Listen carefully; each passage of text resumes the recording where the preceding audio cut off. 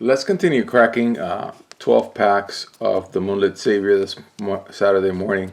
I already cracked the first 6. Let's go for these 6. I already pulled an Alisaris, so that's really nice. I think I already have this guy in the cube, but I don't mind getting a second copy. I think we've cracked enough packs that every now and then we get a second ruler of the same one. But I feel like I want to continue. I thought that by now I would have gone over and started doing something else, but that other something else is not materializing yet. And so that's great. That's good for this playlist and good for the decks that I'll be building. I have found that I can find really nice boxes, Moon theme, great, for Pokemon Elite Trainer boxes, empty, that I think I'm going to use for this cube to store the final decks. I already have 4 final decks that I showed in the videos immediately before these videos. They don't have sideboards, and I'm not sure when I'm going to get around to building sideboards. Maybe I'll do that next year. I don't know. I'm taking my time. Very nice hit. A Memoria. I don't really like the art design of the special stones in the whole Alice cluster. I feel they could have done a better job. I think the ones for Lapis, of course, are just amazing. And the ones in Grimm are also, I think, pretty cool. Like the red stone, all those special tones. The moonstones from NPR. Yeah. Luckily, the window doesn't look like it'll ever close on how cheap these packs are. And I'm very happy about that. Not in here for any sort of investment, just having fun. And I was thinking this morning also, there will be a point where I've either rewatched my videos or looked at the cards in image galleries on the Force of Will main website, or looked at the cards that I have pulled, that I will be at a point where I know every card. Beautiful pull. Look at that. Gorgeous. Because I think that's where deck building can become a lot more fun.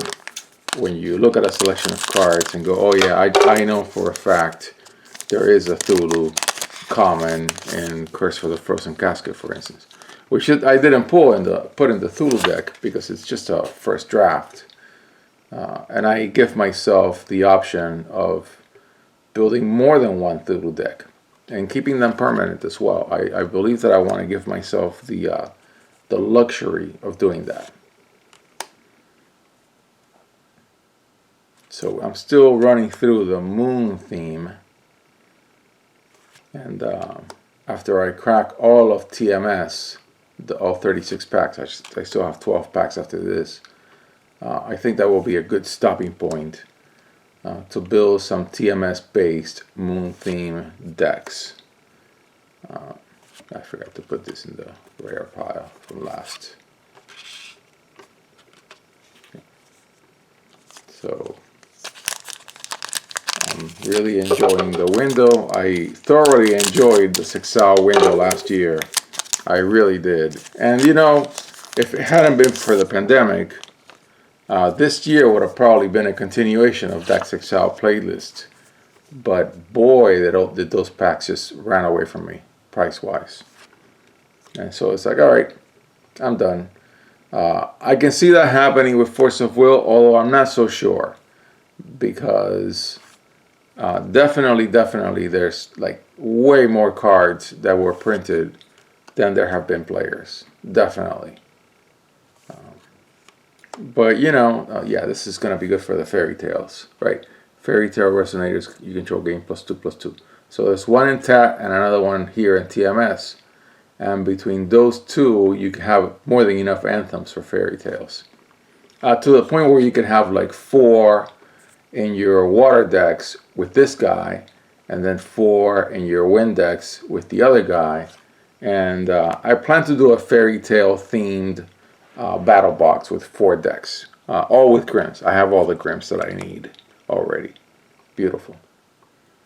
Should I build a machine-themed battle box just for machines? I think I may be able to pull it off. I would use I have 2 rulers that I can use. I can use 2 copies of each, but I think it will get awfully repetitive because machines are in a single attribute. Yeah, this is for the Alisaris deck. Definitely for the Alisaris deck. Beautiful pull. And a foil. And I think I've got 2 more packs. But yeah, so now I still have my, I think it's going to be 4 builds from the Moonlit Savior. And then there were a few build, 2, I think I only ended up building 3 of the 5 rulers in the NPR, but I did build the 2 moon theme decks in that battle box, the first one. And so I think in the second battle box I'll build the remaining themed moon themed decks that I want to build for now. And then maybe, I don't know what the next battle battle box is going to be. Not sure. Although I think fairy tales seem natural, just because I'm trying to go chronologically. Love this card, man. Great uncommon. Yeah, I could have 100 of it. And that's the rare. Oh yeah, look at that. Man, we're making great pulls. I may have to spring for another Moonlit Savior box later in the year. I love this set. Yeah, I think it's a great set to crack. Yeah. I'm not going to call it a sleeper because this whole investing in cards thing is just getting to be a bit much, as they say. A bit much. Cards are just cards. I mean, get over it. Okay, last packs. Last pack.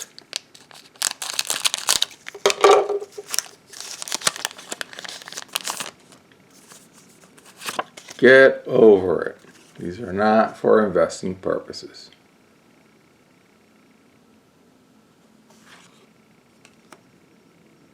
Another early staple.